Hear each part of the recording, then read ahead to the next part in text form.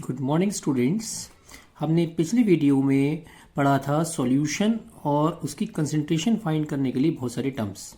ठीक है, इस वीडियो में हम पढ़ेंगे vapour pressure. We know that evaporation is a process in which water converts into vapour at any temperature below its boiling point. ठीक है, क्यों? क्योंकि वाटर क्या है? एक वॉलेटाइल लिक्विड है। Now we are talking about vapour pressure. Water किसी भी टेम्परेचर पे क्या होगा? Starts converting into the vapour state. तो इसके लिए हम क्या करेंगे? We are taking water in a close container which is having a lid over here. ठीक है, अब वाटर क्या होगा? जब टेम्परेचर इंक्रीज होगा तो water starts converting into the vapour state. अब ये क्या होगा? These vapour start striking on the walls of the container, वो यहाँ से lid से टकराएंगी and after some time what will happen when they strike on the lid they starts condensing। ठीक है, तो एक स्टेट ऐसी आएगी जिसपे rate of evaporation will be equal to rate of condensation. उस कंडीशन को हम क्या बोलेंगे? That condition is called equilibrium condition. तो इक्विलिब्रियम पे क्या होगा? The pressure exerted by the vapours over the liquid surface it is known as vapour pressure. Okay, तो इक्विलिब्रियम पे क्या होगा? रेट ऑफ इवेपोरेशन और रेट ऑफ कंडेंसेशन इक्वल हो जाएगा, यानी जितने पार्टिकल्स वेपर स्टेट में जाएंगे उतने ही वेपर पार्टिकल्स कंडेंस होकर लिक्विड स्टेट में कन्वर्ट हो जाएंगे। ठीक है, और एक स्टेट ऐसी रीच होगी जहां पे यहाँ पे ये वाटर का जो लेवल है वो स्टेबल हो जाएगा। That means rate of forward direction is equal to rate of backward direction. ठीक है, इस कंडीशन को हम क्या बोलते हैं? That is called equilibrium condition.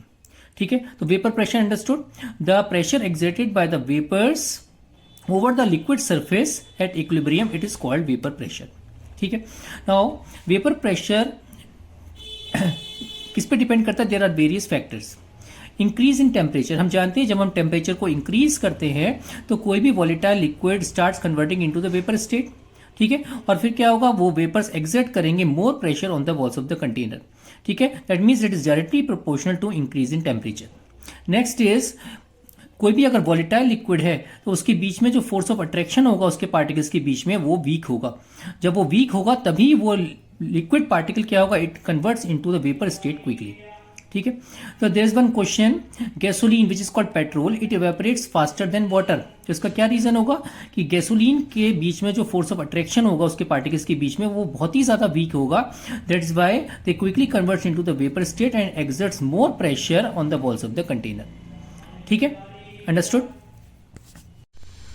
Now next is partial vapour pressure. Now हम एज्यूम कर रहे हैं कि एक क्लोज कंटेनर है जिसके अंदर दो वॉलेटाइल लिक्विड है, volatile liquid A and volatile liquid B. तो एज द टेम्परेचर इंक्रीजेस दोनों लिक्विड क्या करेंगे? They exerts pressure on the walls of the container. That means they converts into the vapour state. These molecules are showing the vapors of component A and these are showing, dark circles are showing the vapors of B. That means each vapor will exert pressure on the walls of the container because both are volatile liquids।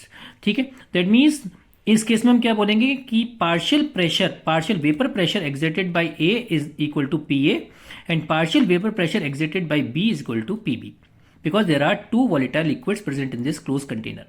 ठीक है, Now, if you are talking about vapor pressure of component in the pure state, यहाँ पे क्या है? दो liquids हैं, pure state नहीं है। तो इस केस में अगर हम कहेंगे कि प्योर स्टेट में हम कैसे शो करेंगे वेपर प्रेशर को? It is generated by P not. That means अगर ए कंपोनेंट है तो उसका वेपर प्रेशर क्या होगा? प्योर स्टेट में पी नॉट ए, और बी कंपोनेंट है तो उसका वेपर प्रेशर क्या होगा? P not be. अब इस कंटेनर के अंदर अगर हमें फाइंड करना है कि what is the total pressure exerted by both the components, तो इसके लिए हमारे पास फॉर्मूला होता है P total is equal to P A plus P B.